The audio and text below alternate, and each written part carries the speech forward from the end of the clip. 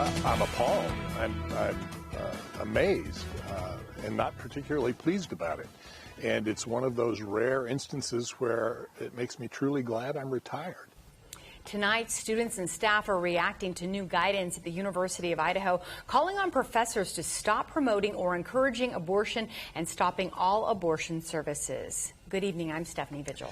And I'm Sean Alsey. Well, new this evening, the student government on campus creating a resolution requesting administration officials revise their guidance and advocate for change in the law. It was a major move the university was required to take after the abortion trigger law was enacted in the state of Idaho. Tonight, the nation's eye is on the small college town, which is where we find KHQ North Idaho reporter John Webb. And John, a very divisive issue. Yeah, that's right, Steph. Very divisive, but it's an obligation that the university has to take legally through the state of Idaho. As students decorate for homecoming behind me, they're also preparing for a big change coming to the U of I campus.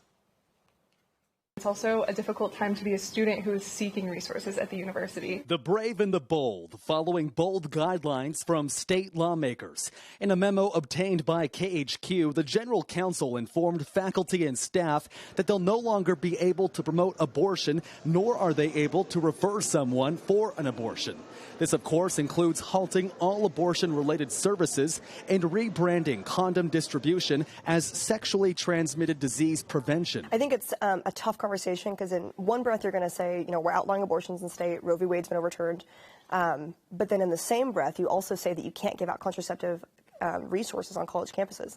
And it's very counterintuitive, in my opinion. Everyone has an opinion on the issue, including Student Government President Tanner McLean. I am, in fact, pro-life. I do believe that Roe v. Wade was rightly overturned and that state legislatures are justified in enacting legislation to protect the lives of unborn children. But McLean claims that there are flaws in the guidance. He's worried about academic freedom at the university. I fully stand for legislation that protects unborn children, but I will not stand for legislation that impedes upon my education and limits speech here on campus. He's worried that this guidance will prevent classes such as political science, philosophy, and journalism from discussing abortion as it relates to those curriculums directly.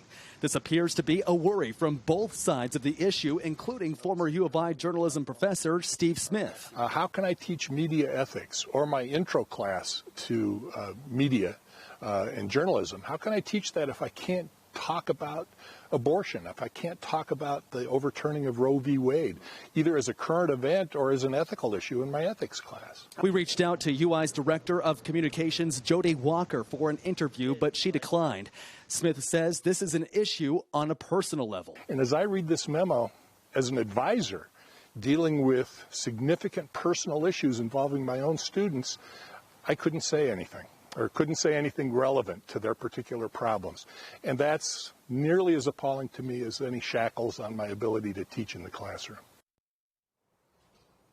And Sean and Steph, it's important to note that if a faculty or staff member is found guilty of promoting abortion, they could face a misdemeanor or felony charge. They'd also be barred from any other jobs in the state of Idaho. Reporting live in Moscow tonight, John Webb, KHQ Local News.